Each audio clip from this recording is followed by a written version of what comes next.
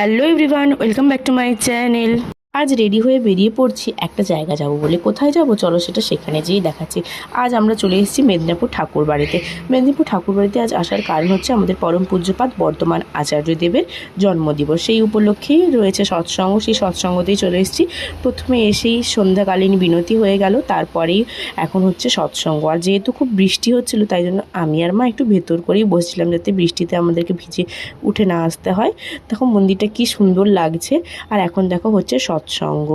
আমরা আসার পর যেহেতু বৃষ্টি শুরু হয়ে গিয়েছিল তাই আমরা প্রার্থনাটা নিচে বসেই করেছিলাম, আর ওপরে উঠে ঠাকুর প্রণাম করতে যাওয়া হয়নি। তাই আমরা শেষে যেয়ে ঠাকুর প্রণাম করে বাড়ি যাব। আর দেখো এখন আমি সব অ্যাঙ্গেল থেকেই ঠাকুর বাড়িটা ছবি নিচ্ছি, খুব সুন্দর দেখতে লাগছিল। আর দেখো যেহেতু বৃষ্টি থেমে গিয়েছে তাই জন্য সমস্ত ভক্তরাই না বাইরের চেয়ারে এসে বসে আছে। আর এখন পুরো সৎসঙ্গ একদম শেষের দিকে চলে এসেছে। এখন হচ্ছে কীর্তন, আর এই কীর্তন শেষ কীর্তন হয়ে গেলেই সৎসঙ্গ শেষ হয়ে যায়। আর দেখো এখনো প্রসাদের লাইনে পড়ে গিয়েছে, তারপরে আমরা ঠাকুর দর্শন করে বাড়ি চলে এলাম। আজকের ভিডিও